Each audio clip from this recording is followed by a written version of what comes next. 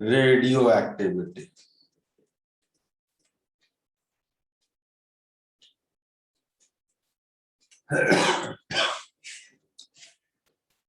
Okay, so what are common modes of radioactivity? First is alpha decay. Alpha decay में क्या होता है? Alpha decay में एक radio active nucleus, let's say एक न्यूक्लियस है X, जिसका एटॉमिक नंबर है Z और मास नंबर है ये A। एक न्यूक्लियस अपने अंदर से एक अल्फा पार्टिकल थ्रो आउट करता है, ठीक है? ओके, अल्फा पार्टिकल क्या होता है? Helium nucleus. तो बचेगा क्या? Z-2 Ya-4 प्लस अ अल्फा पार्टिकल, ठीक है? Yes. This is alpha decay. दूसरी कॉमन डिके क्या है? All of you must be knowing the next common decay is beta decay, ठीक है?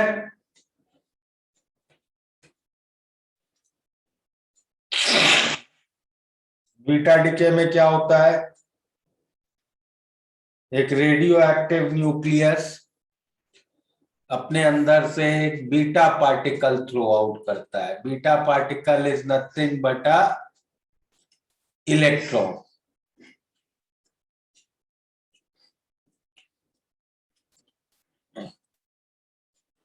और साथ में निकलता है एक और पार्टिकल जिसको कहते हैं एंटी न्यूट्रिनो। तो बीटा डिके में हमेशा एंटी न्यूट्रिनो साथ में निकलेगा। Okay, another common decay is beta plus decay. पर सर, हाँ बोलो। फिर ये न्यूक्लियर रिएक्शन थोड़ी रहा। ये न्यूक्लियर रिएक्शन ही तो है बेटा, क्यों नहीं है ये न्यूक्लियर रिएक्शन? इलेक्ट्रॉन तो, इलेक्ट्रॉन भी एक एलिमेंट्री पार्टिकल है जो न्यूक्लियस के अंदर से निकल रहा है। ओके हाँ, अच्छा अच्छा, वैसे ओके, यस सर, समझा। और बीटा प्लस डिके में न्यूक्लियस अपने अंदर से पॉजिट्रॉन थ्रो आउट करता है। पॉजिट्रॉन इज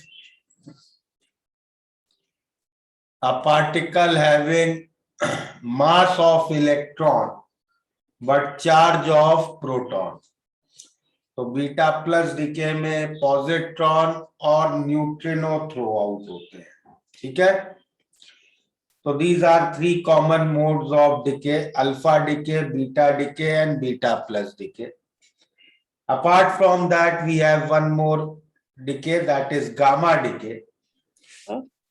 बोलो। पॉजिट्रॉन वापस बता सकते हो? पॉजिट्रॉन का डेफिनेशन वापस बता सकते हो? किसका mass of electron, charge of proton, positive electron. Okay sir. Positive electron is a positron. Okay. Sir ये बीटा डिके में जो निकला उसको क्या कहते हैं? बीटा डिके में जो साथ में आता है उसको कहते हैं एंटी न्यूट्रिनो, और बीटा प्लस में जो आता है उसको कहते हैं न्यूट्रिनो। तो मोमेंटम कंजर्वेशन की भी अगर बात करो तो भाई जो रेडियो एक्टिव न्यूक्लियस है वो तो स्टेशनरी था। ओके,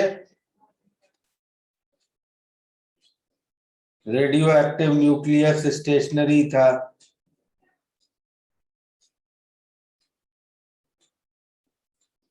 इसने अपने अंदर से एक अल्फा पार्टिकल थ्रो आउट किया मोमेंटम p का, इसका मोमेंटम p होगा, ये बाहर फेंका जाएगा, तो ये न्यूक्लियस उसी मोमेंटम से रिकॉइल करता है। ठीक है, क्लियर? Yes.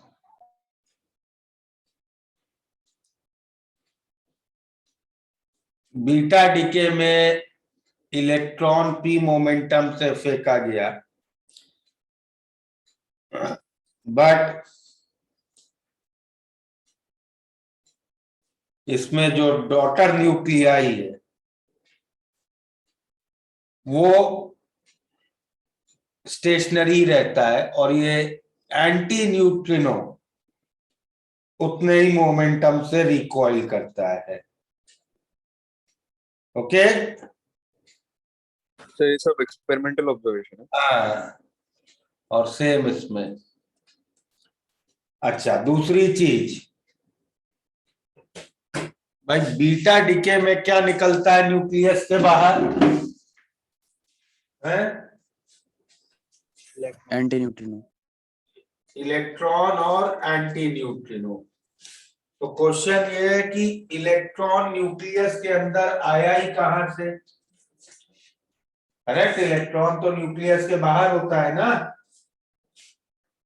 तो इलेक्ट्रॉन आया ही कहां से? तो इसमें एक्चुअल रिएक्शन क्या होता है न्यूक्लियस के अंदर, कि एक न्यूट्रॉन अपने आप को एक प्रोटॉन, एक इलेक्ट्रॉन और एंटी न्यूट्रिनो में कन्वर्ट कर लेता है। ठीक है, yes sir. Okay. Yes sir. तो इससे क्या हुआ, न्यूक्लियस के अंदर के न्यूट्रॉन्स कम हो गए और प्रोटॉन्स बढ़ गए, तो इससे इफेक्टिवली N/P रेशियो को क्या होगा, N/P रेशियो कम हो जाता है। ठीक है, okay. Yes sir. N/P ratio कम हो जाता है, तो बीटा डीके कौन से न्यूक्लियस करेंगे, जिनका N/P रेशियो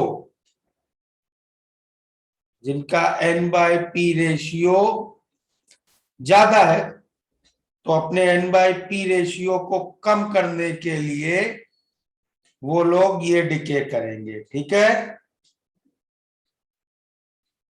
ये बात समझ में आई? Yes. तो जो लोग बैंड ऑफ स्टेबिलिटी के ऊपर है वो लोग अल्फा डीके करके अपने आप को स्टेबल करेंगे।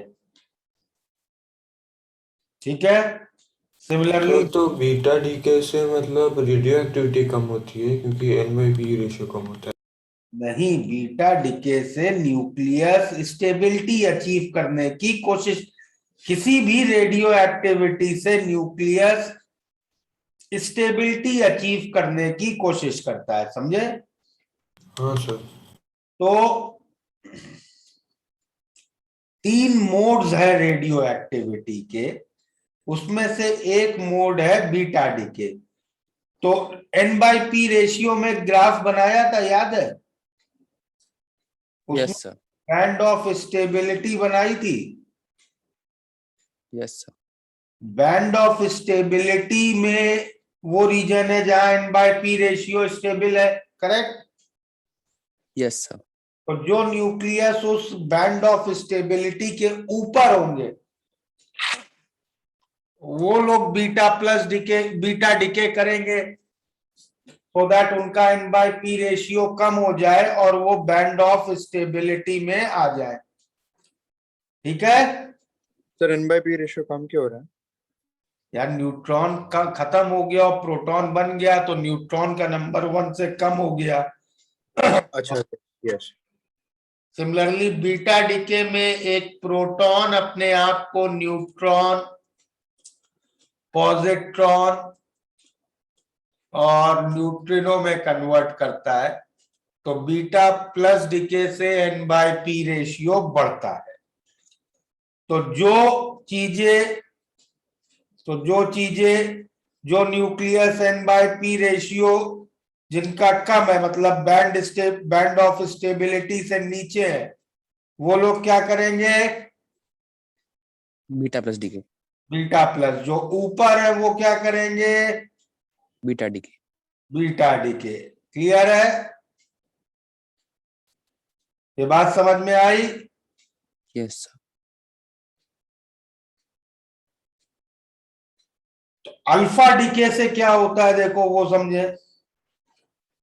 अल्फा डीके में बाकी दोनों डीके से you can see mass number में कोई चेंज नहीं हो रहा है, correct? Yes sir. Alpha decay से मास नंबर 4 से कम हो रहा है, करेक्ट? Yes sir. ठीक है ना? और न्यूक्लियस का जो रेडियस होता है ना, न्यूक्लियस के रेडियस का फॉर्मूला है R0 into a⁻⁴ where R0 is a constant। ठीक है, ये क्लियर है? Yes sir. अब इसमें ये बात समझो कि ए जितना ज्यादा होगा, ए जितना ज्यादा होगा, रेडियस न्यूक्लियस का उतना ज्यादा होगा। यस और नो? Yes Yes. सर। ए ज्यादा तो रेडियस ज्यादा, और रेडियस जितना ज्यादा होगा न्यूक्लियर फोर्सेस उतने ही कम हो जाएंगे, correct? Yes sir. Nuclear forces किस पे डिपेंड करते थे? रेडियस। याद है बिल्कुल स्टार्टिंग में किया था कि अगर डिस्टेंस ज्यादा हो जाता है तो nuclear forces become extremely weak, correct? Yes sir. तो बहुत अगर बड़ा न्यूक्लियस है, बहुत हैवी न्यूक्लियस है, तो उसका मास नंबर बहुत ज्यादा होगा, और जिस न्यूक्लियस का मास नंबर ज्यादा होगा उसका रेडियस बहुत बड़ा होगा। रेडियस बहुत बड़ा होगा तो रेडियस बहुत बड़ा होगा तो उसमें न्यूक्लियर फोर्सेस कम हो जाएंगे, ठीक है? तो उसमें स्टेबिलिटी कम होगी। तो अल्फा डीके क्यों करा जाता है, क्यों न्यूक्लियस करता है alpha decay? Alpha decay is done by heavy nuclei, जो बहुत हैवी न्यूक्लियस है, टू रिड्यूस देयर साइज। ठीक है? ओके? Yes sir. और लास्ट एक लिख लेते हैं, गामा डीके। गामा डीके में क्या होता है? एक रेडियो एक्टिव, एक न्यूक्लियस जिसके पास बहुत सारी एक्स्ट्रा एनर्जी है, ये स्टार डिनोट कर रहा है कि इसके पास बहुत एक्स्ट्रा एनर्जी है। ये न्यूक्लियस अपने अंदर की एक्स्ट्रा एनर्जी को एक फोटोन के फॉर्म में थ्रो आउट कर देता है, ठीक है? और इसमें आगे लिख लेते हैं, एवरी अल्फा बीटा और beta plus decay is followed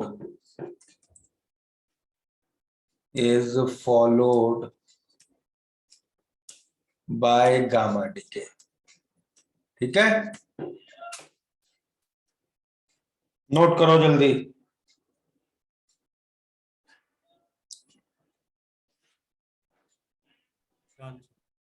done? Okay. इसके बाद एक हेडिंग बनाओ, natural radio activity.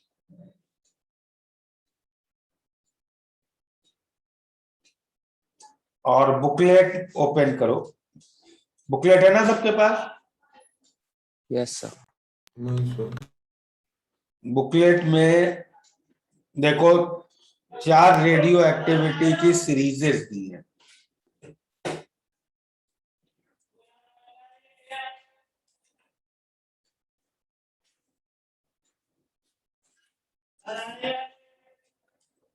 Natural radio activity,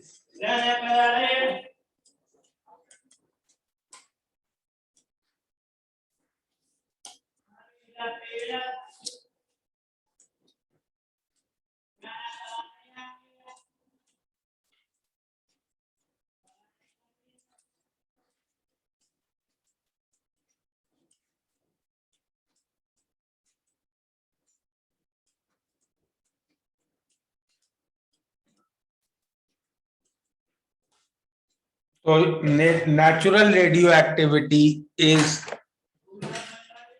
made up of these 4 series of radioactivity. Okay, क्या है इन सीरीजेस का मतलब? देखो अल्फा डीके से मास नंबर कितना चेंज होता है? 4 से 4 से। और बीटा प्लस और गामा से चेंज होता है। ठीक है, करेक्ट? Yes. तो अब सपोज मैं अगर 4n सीरीज की बात करूं तो 4n सीरीज स्टार्ट होती है,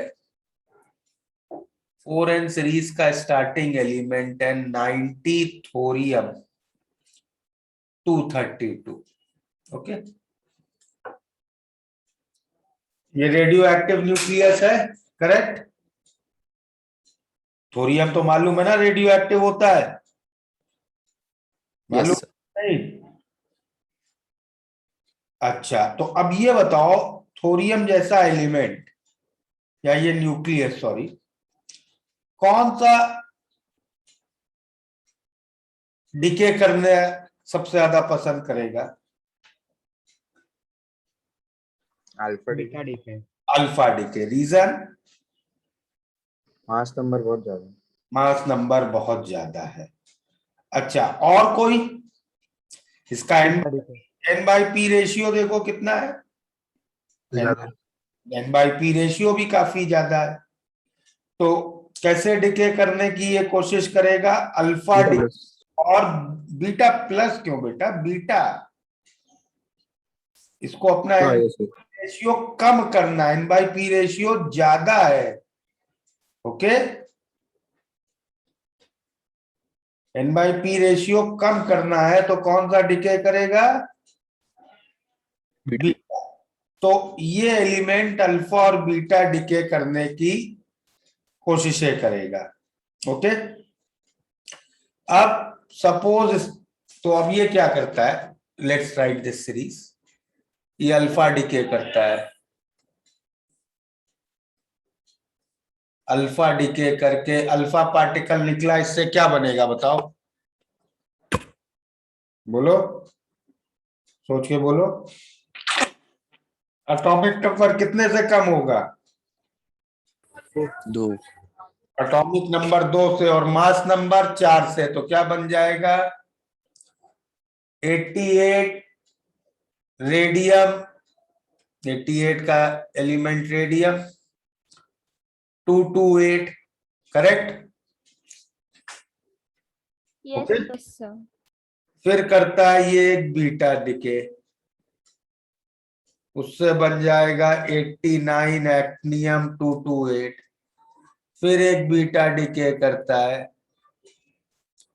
बन गया 90 थोरियम 228। फिर ये एक अल्फा डिके करता है, बन गया 88 रेडियम 224। ठीक है, फिर अल्फा डिके बन गया 86 रेडॉन 220। फिर अल्फा डिके बन गया, किसका माइक अनम्यूटेड है? 84 पोलोनियम 216, फिर एक अल्फा डिके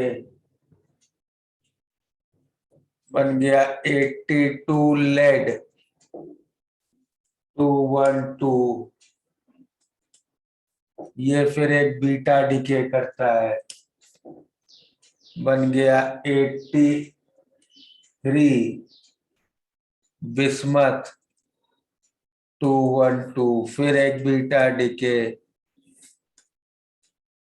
बन गया 84 पोलोनियम 212, फिर एक अल्फा बन गया 82 लेड 208। यहां पे ये रुक जाएगा। 82 लेड 208 बहुत ज्यादा स्टेबल है, क्लियर है ना? क्यों? 82 लेड 208 में कितने प्रोटॉन्स हैं बताओ? 82. और कितने न्यूट्रॉन्स हैं? 126. तो प्रोटॉन न्यूट्रॉन दोनों के लिए मैजिक नंबर, करेक्ट? Yes. तो this nucleus is very stable. अब यहाँ पे रेडियो एक्टिविटी खत्म हो गई।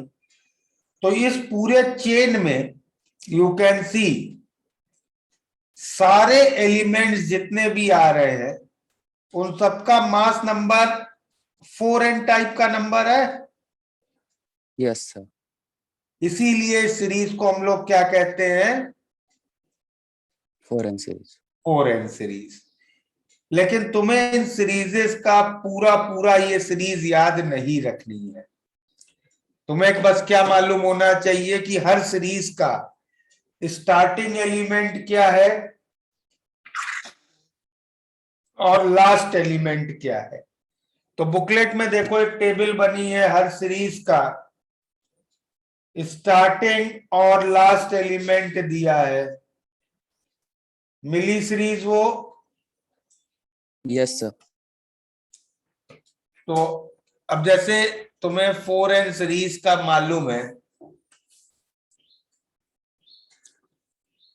तुम्हें 4n सीरीज का स्टार्टिंग एलिमेंट क्या दिया है? Thorium. Thorium 90, thorium 232, last element है 82 lead 208।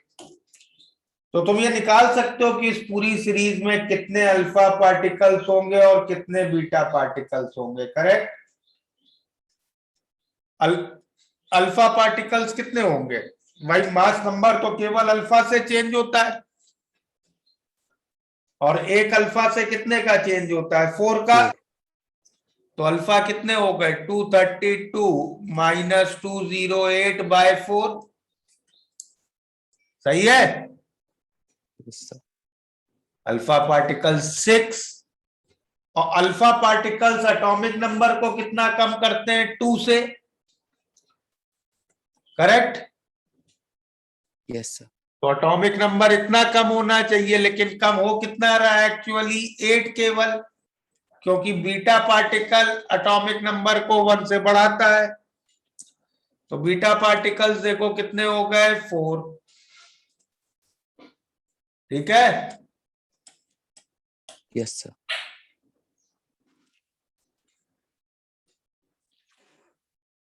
Sir, please show previous page. Previous page में क्या देखोगे? सीरीज मत नोट करो, सीरीज याद नहीं करनी है।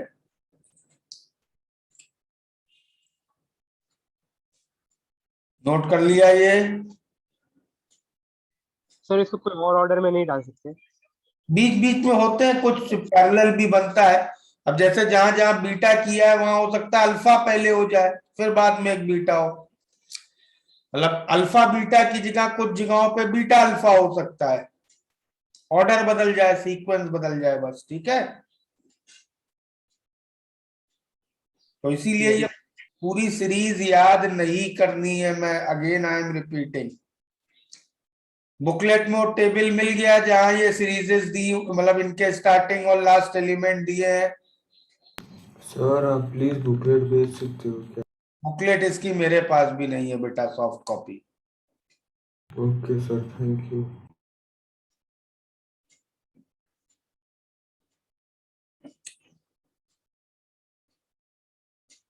हो गया?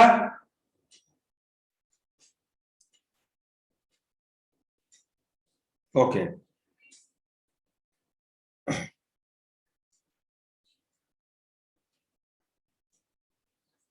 तो वो सारी सीरीजेस के स्टार्टिंग और लास्ट एलिमेंट बुकलेट से प्लीज याद कर लेना। ओके, चलो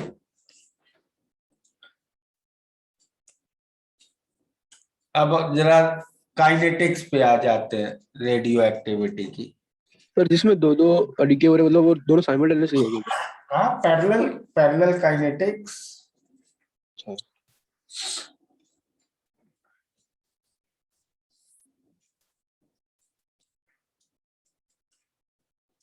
काइनेटिक्स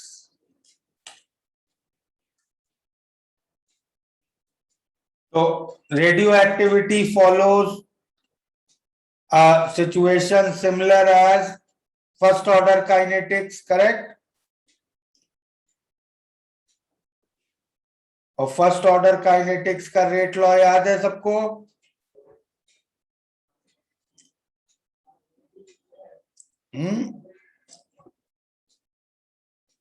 फर्स्ट ऑर्डर काइनेटिक्स की इक्वेशन कैसे लिखते थे? R equals to K and A. K to A and that was also equal to minus dA by dt, correct? और उसमें A क्या था? रिएक्टेंट A जो है उसकी concentration at any time t, ठीक है? ऐसे ही तो लिखते थे तुम फर्स्ट ऑर्डर काइनेटिक्स में, minus D A by D T, correct? Yes. इसके ए, यहां पे ए क्या था? Concentration, okay? But when we are talking of nucleus, nucleus के लेवल पे कंसंट्रेशन का कोई बहुत मीनिंग नहीं है, करेक्ट? यहां पे तो हमारे लिए क्या चीज इंपॉर्टेंट है? नंबर। तो न्यूक्लियर रिएक्शंस या रेडियो एक्टिविटी के लिए हम इसको कैसे लिखेंगे? Minus D N by D T is lambda है। यहां एन क्या है?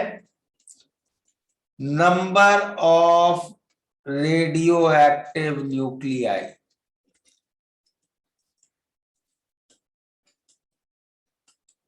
Eight time T, correct? ये क्लियर है? सो ये रेट लो तभी वैलिड रहेगा फिर?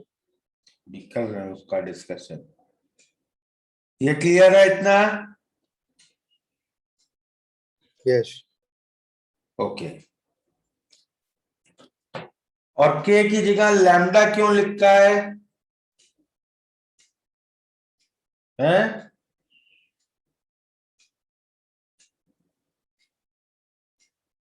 सर क्योंकि कांस्टेंट चेंज हो रहा है। नहीं, बिकॉज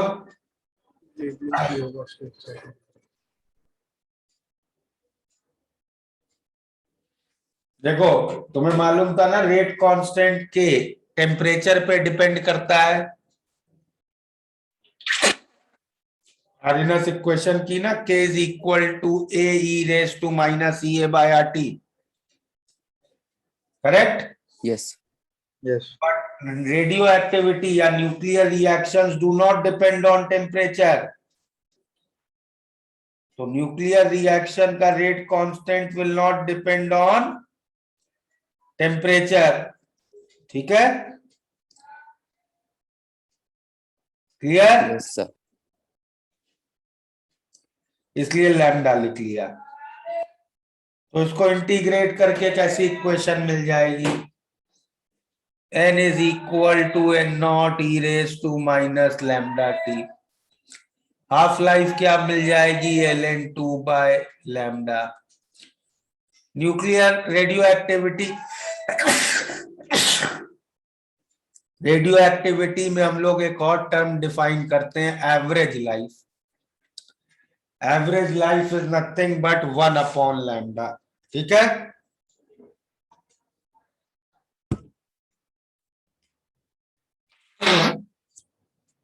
अच्छा यूनिट्स क्या होंगे, rate of any radioactivity is called as activity of sample. तो एक्टिविटी क्या है, लैम्डा एन, और इसके यूनिट्स होंगे एसआई यूनिट, इसका होगा बिक्वेरल, बी क्यू से डिनोट करते हैं, which is 1 disintegration per second. Commonly used non-SI unit is Curie, which is 3.7 into 10 raised to 10 dps, and Rutherfordium, which is 10 raised to 6 dps. ठीक है,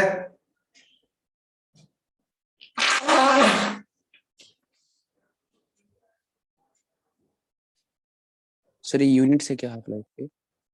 भाई रेट का यूनिट देना पड़ेगा ना, एक्टिविटी का यूनिट। Yes sir. अब तुम कंसर्न भाई, अगर यही केमिकल रिएक्शन होता तो रेट का यूनिट क्या होता, मोलारिटी पर सेकेंड। Yes sir. तो अब हम लोग मोलारिटी नहीं ले रहे हैं, नंबर ले रहे हैं केवल। Okay, yes sir.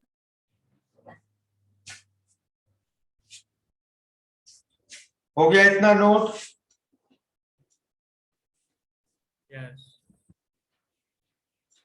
चलो बुकलेट ओपन करो जरा, 1 मिनट।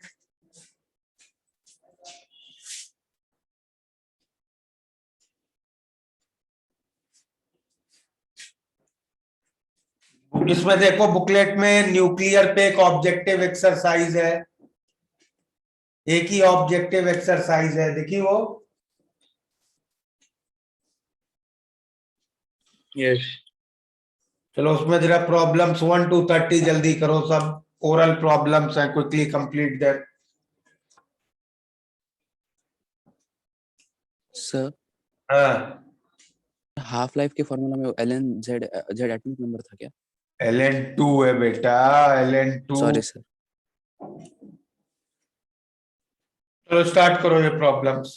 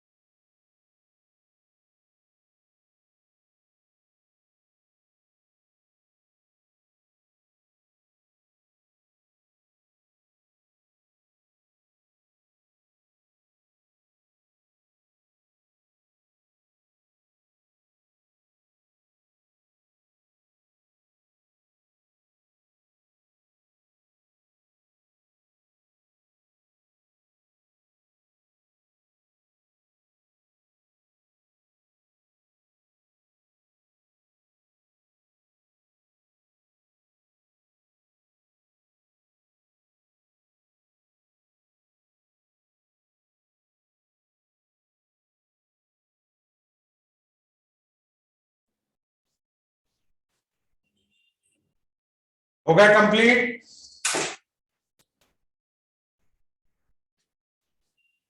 बोलो। वेट सर, 5-6 बाकी है। अच्छा, करो।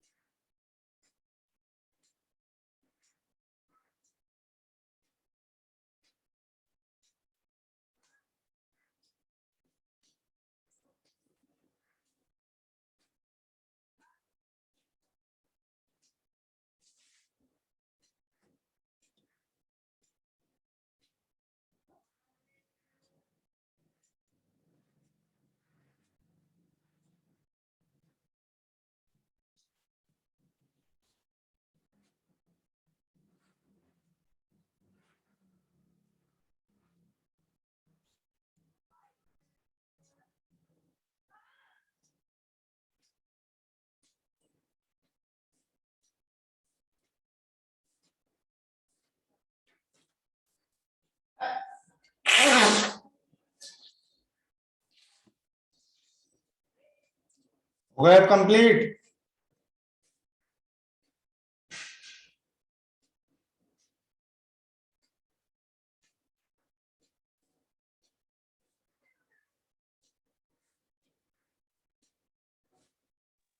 यस ओके, कोई डाउट है? सर फिफ्थ पढ़ो problem, first just read the problem. which of the following has the highest value for its radioactivity? Highest value of radio activity, ठीक है। अब उसमें देखो 4 ऑप्शंस दिए हैं जिसमें रेडियम है, correct? Yes.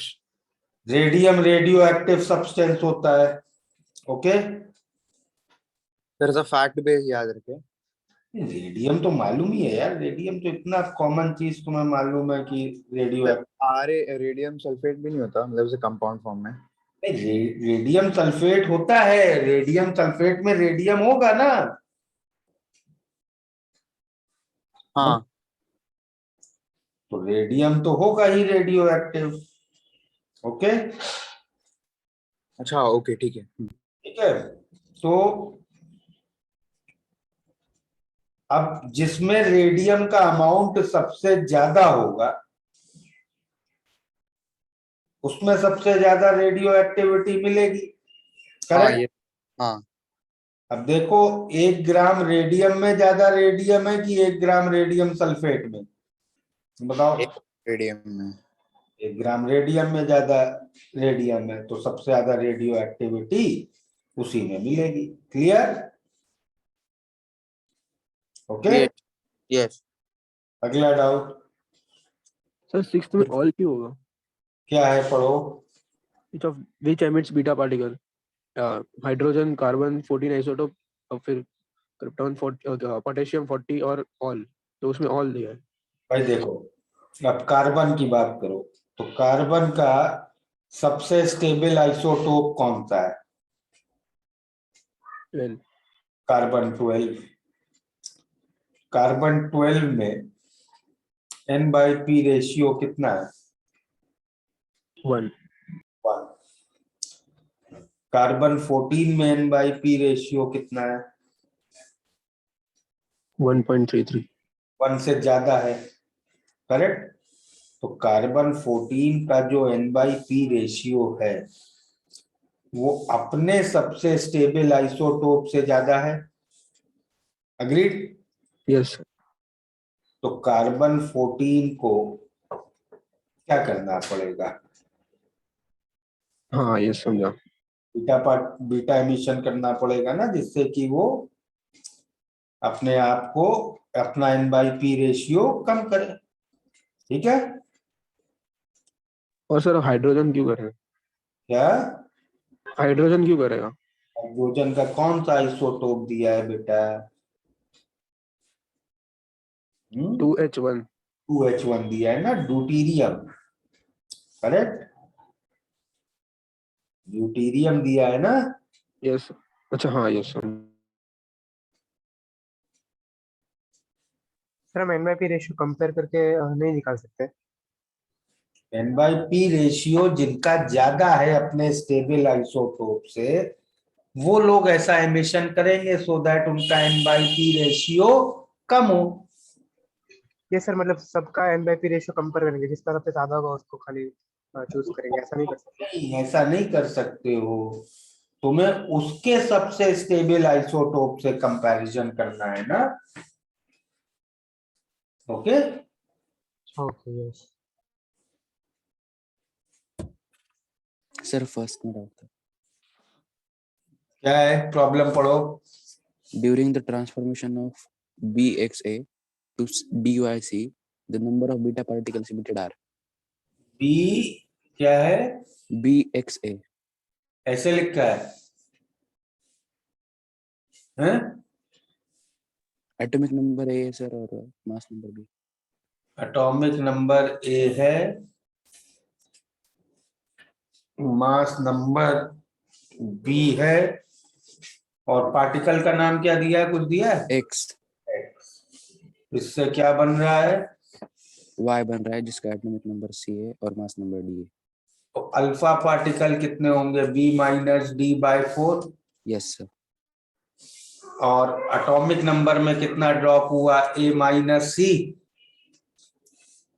Correct. Sir. That will be 2 alpha minus beta. Beta particle 1 से बढ़ाता है एटॉमिक नंबर को, अल्फा 2 से कम करता है। करेक्ट। Yes sir. तो बीटा पार्टिकल कितने हो गए? 2 times alpha particle minus A-C।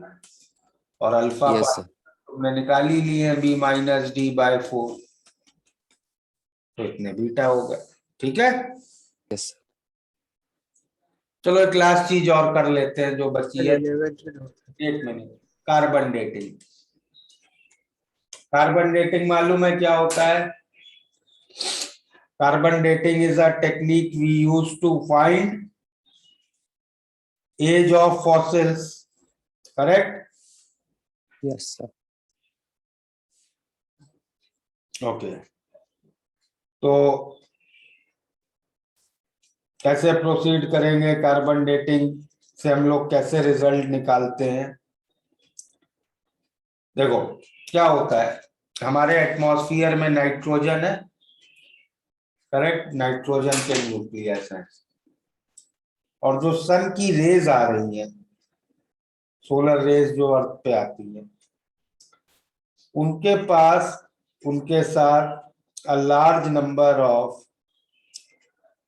Fast moving neutrons आते हैं सन से अर्थ पे। ओके। ठीक है। अब इन न्यूट्रॉन्स की वजह से ये न्यूट्रॉन्स आके नाइट्रोजन न्यूक्लियस पे कोलाइड करते हैं और इस कोलिजन से एक न्यूक्लियर रिएक्शन होता है। क्या बनेगा? 6 कार्बन 14 एंड अ प्रोटॉन। और अभी अभी हम लोगों ने डिस्कस किया, कार्बन 14 तो रेडियो एक्टिव न्यूक्लियस होता है। और कैसी एमिशन करता है कार्बन 14? बीटा एमिटर है। तो कार्बन 14 ऐसे डिसइंटीग्रेट भी करता रहता है।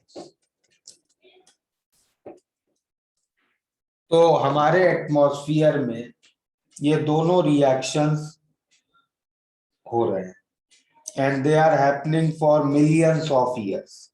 करेक्ट। ये दोनों रिएक्शंस हो रहे हैं, एक से कार्बन 14 बन रहा है, एक से कार्बन 14 कंज्यूम हो रहा है। ओके। उससे क्या होगा?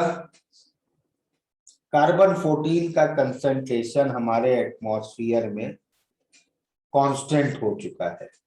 ओके। तो कार्बन 14 का हमारे एटमॉस्फेयर में amount is constant for millions of year. Radio active equilibrium में है कार्बन 14। अब जो भी लिविंग ऑर्गेनिज्म एटमॉस्फेरिक एयर को ब्रीद इन कर रहा है, वो इस कार्बन 14 को भी ब्रीद इन करेगा। करेक्ट। यस और नो? यस। तो उसकी बॉडी में भी कार्बन 14 एब्जॉर्ब होगा। और कब तक होगा? जब तक उसकी बॉडी में भी कार्बन 14 टू कार्बन 12 का रेशियो वही हो जाए जो एटमॉस्फेयर में। ओके। ये क्लियर है? तब तक कार्बन 14 उसकी बॉडी में एब्जॉर्ब होता रहेगा। ओके। सर रेशियो एटमॉस्फेयर के इक्वल क्यों होगा? भाई उससे कम होगा तो उसकी बॉडी में अगली ब्रेथ में और एब्जॉर्ब होगा ना। Yes sir. ओके। तो बेसिकली किसी भी लिविंग ऑर्गेनिज्म में कार्बन 14 टू कार्बन 12 का जो रेशियो है, that is same as the ratio in atmosphere. ठीक है। इतना क्लियर है? Yes sir. अब जब तक लिविंग ऑर्गेनिज्म एटमॉस्फेरिक एयर को ब्रीद इन कर रहा है, तब तक तो ये रेशियो इतना ही फिक्स्ड रहेगा, but once he dies and he stops breathing, तब उसके बॉडी में जो इनर टिश्यूज में कार्बन 14 होगा वो केवल डिसइंटीग्रेट करेगा, वो रिप्लेनिश तो हो नहीं पाएगा, क्योंकि अब तो वो ब्रीद इन कर नहीं रहा है एटमॉस्फेरिक एयर। ओके, ये बात समझ में आई इतनी?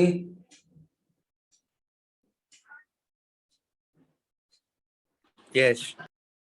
तो सपोज हमें एक फॉसिल मिल जाए और उस फॉसिल की हम एक्टिविटी मेजर करें, ओके, और एक लिविंग थिंग की एक्टिविटी मेजर करें, तो what we are trying to say कि हमने एक एक्टिविटी मेजर की एक फॉसिल की। फॉसिल की एक्टिविटी कितनी होगी? लैम्डा इंटू जितने उसमें अभी कार्बन 14 है, करेक्ट? ओके, और एक लिविंग थिंग की एक्टिविटी मेजर की, वो क्या होगा? लैम्डा एन नॉट, क्योंकि हर लिविंग थिंग में तो कार्बन 14 टू कार्बन 12 का रेशियो बराबर ही रहेगा ना, Yes. करेक्ट? और ये जो फॉसिल है ये जब लिविंग होगा तो इसमें भी एन नॉट तो इतना ही होगा, correct? Yes, yes, sir. Yes और नो, इतना क्लियर है ना? चले आगे।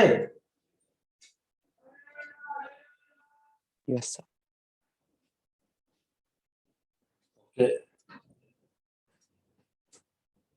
तो इन दोनों का अगर मैं एक्टिविटीज का रेशियो ले लूं,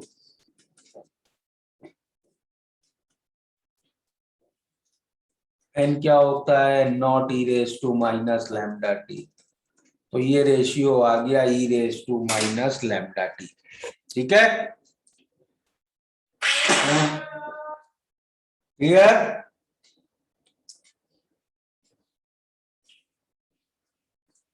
यस।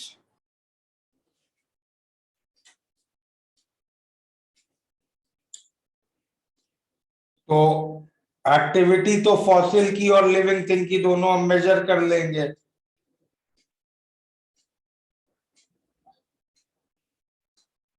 लैम्डा हमें मालूम ही है कार्बन 14 के डिसइंटीग्रेशन का, ओके, तो हमें टी मिल जाएगा। तो वो टी हमें क्या बताएगा कि ये लिविंग ऑर्गेनिज्म कितने टाइम पहले डाई आउट हुआ था। क्लियर है? Yes, sir. हो गया note? What is carbon dating?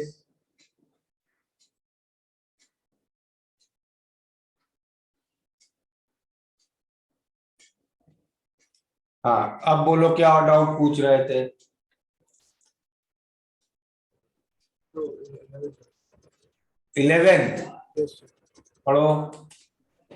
The half-life of cobalt 60 is 5.27 years. Lambda equals to 7 years, ठीक है। lambda equals 2.5 into 10 raised to power minus 7. Lambda दिया है Yes, sir. 2.5 into 10 raised to power minus 7. अच्छा, The decay activity of 2 gram of the sample is about. Radio activity तो activity निकालनी है 8 gram sample की। Activity क्या होती? Lambda है, Yes, sir. लैम्डा तुम्हें दिया है और सैंपल कितना है? 8 ग्राम, 2 grams. 2 gram.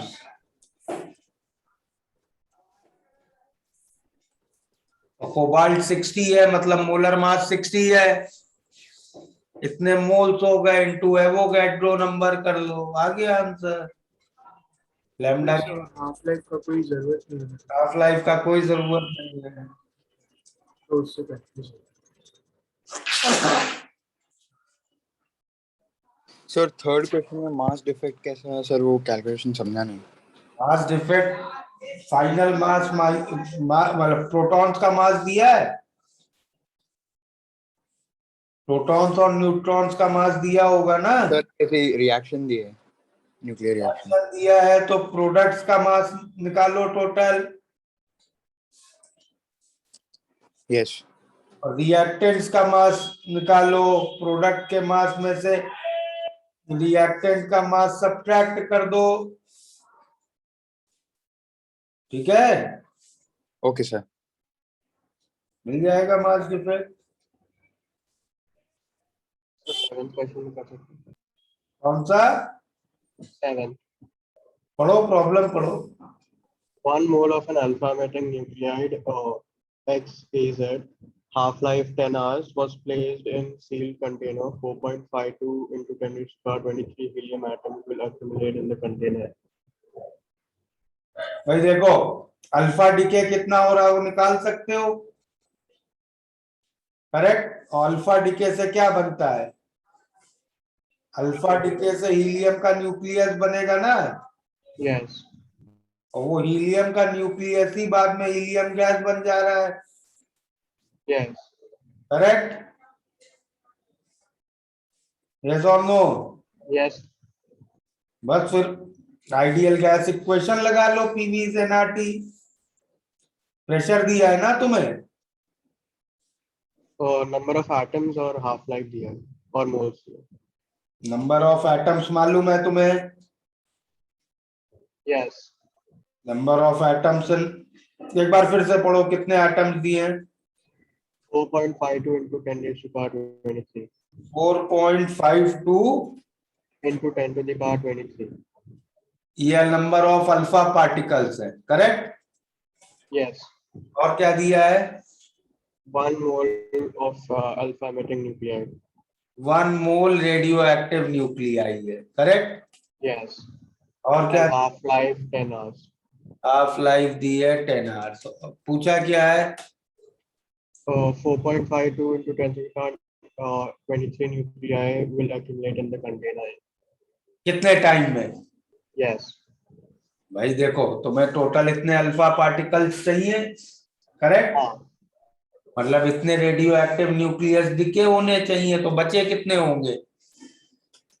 6.022 into 10 raised to 23 minus 4.52 into 10 raised to 23, ये हाँ. n किया। This should be n naught, this whole thing will be equal to n naught e raised to minus lambda t, lambda क्या होगा? ln2 by half life into time, इससे time निकाल लो, हाँ sir. Okay. Yes. Sir question 19 में doubt है sir, इसमें कि 2 what stable isotope would 257 lawrencium 103 decay, तो आंसर में 209 बिस्मथ 83।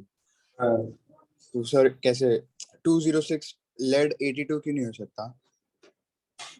ओरिजिनल क्या चीज है? स्टार्टिंग पार्टिकल क्या है? लॉरेंशियम 257 103। लॉरेंशियम 257 257 नंबर कैसा नंबर है? 4n+1 टाइप का नंबर है। Yes yes. खास नंबर या तो 4 से डिके होता, चेंज होता है, डिक्रीज होता है, या होता ही नहीं है। तो इससे क्या बनेगा? 4n+1 टाइप का ही नंबर फाइनली बन सकता है ना। यस यस यस, तो ब्लेड नहीं बनेगा। हाँ हाँ यस, एक ही ऑप्शन है प्रॉब्लम में। यस सर, समझा, थैंक यू सर। इससे वो देख सकते हैं कि न्यूट्रॉन मतलब मैजिक नंबर अटेंड कर रहा है, तो उससे ये पहले ये देखना भाई, इसीलिए तो 4 सीरीजेज है, मेन तो ये चीज है ना। हाँ यस। So 13th में the mass of helium atom of mass number 4 is 4.0026 AMU, while that of neutron and proton electron are 1.0087 and 1.0078 respectively on the same scale. Hence, the binding energy per nucleon in the helium will be. ये तो बिल्कुल पहली चीज लिखाई थी। Yes, so B equals to delta M into C square, no?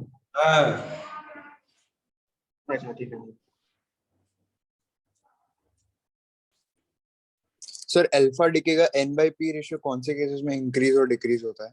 भाई तुम्हें देखना पड़ेगा स्टार्टिंग का n बाय कितने न्यूट्रॉन है कितने प्रोटॉन है, उस हिसाब से डिसाइड होगा ना n by p ratio increase होगा कि डिक्रीज होगा कि सेम रहेगा। अच्छा ठीक है।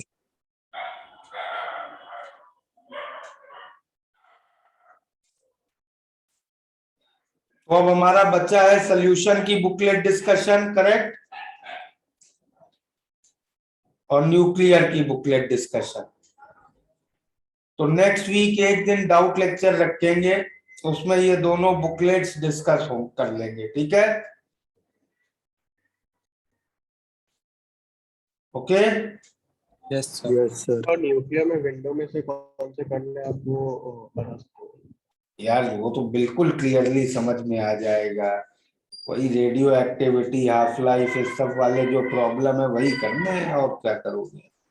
अच्छा ओके। ठीक सर है? फिजिकल का पोर्शन खत्म हो गया अभी। हाँ, फिजिकल का पोर्शन खत्म हो गया। अब नेक्स्ट वीक से टाइम टेबल में इनऑर्गेनिक के लेक्चर्स आएंगे, ठीक है?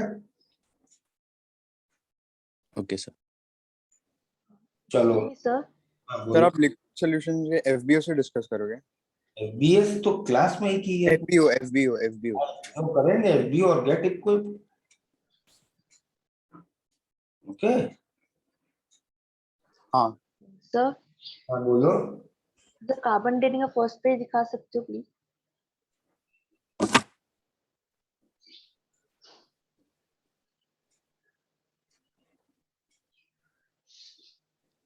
Okay sir, thank you. Next week तक सब लोगों को बुकलेट कंप्लीट करनी है ये, ओके? न्यूक्लियर वाली बस एक ही एक्सरसाइज है, बहुत जल्दी हो जाएगी, ओके?